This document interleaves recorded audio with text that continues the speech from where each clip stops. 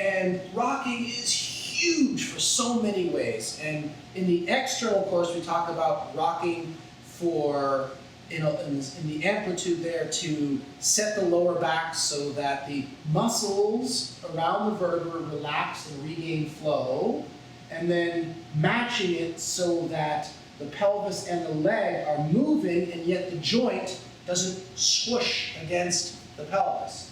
So the head of the femur doesn't rub, because if a person has necrosis in there, a person has arthritis in there, a person has spurs in there, and you rock at a different amplitude, you're basically taking a splinter and rubbing it in tender areas. Who would want that? Nobody. So being able to time your rocking so the whole leg moves with the pelvis, and yet nothing moves against each other, brings a flood of qi and blood in the area without actually irritating the area. But let's say you need to actually get in there and move it against each other to get rid of the stuck blood, to get rid of things that are moving, to actually knock out the old so new can come in there, changing your frequencies so that the leg is anchored and the pelvis is moving, or the pelvis is a bit more anchored and the leg has a larger amplitude. But working in rocking for physical injury is huge, right? Working in rocking to settle in and just calm the body and the shun, irrespective of what's going on for Yuan Qi or anything else, is great. Rocking so that the intestines relax and settle into the pelvis is good. Rocking and warmth. I'm just making this up.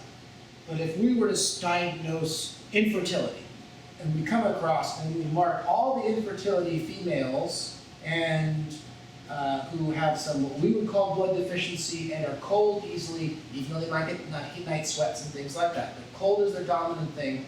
And all we did is rock them for good warm hands. I think we get at least 40% success rate on getting them the ability to get pregnant. Okay? You've got someone who's overweight, prostate problems, and you diagnose it not as damp heat. No, ladies and gentlemen, 50-year-old male, overweight belly, prostate problems. No matter what you diagnose, if you don't figure out how to move all of this weight from squishing their poor prostate. Just imagine you're the prostate, and there's 60 pounds of fat above you going like this. Yeah, duh! The urethra's gonna get squished. And no, you can tell them to lose weight, that's great. They're not gonna lose the weight. They're gonna lose the weight, they wouldn't come to see you, right?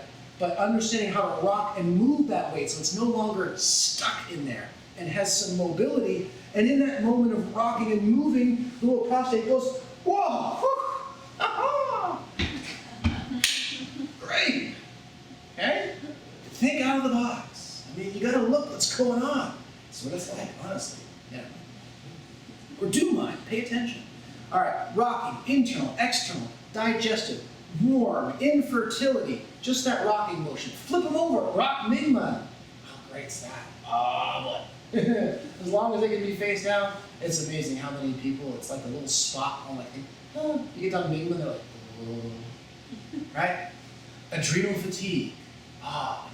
Honestly, I'm way too scrupulous. We put a sign out there that says, adrenal fatigue specialty thing, 23 treatments, right? Every time they come in, I know, people are like, oh, he picked that number. Right?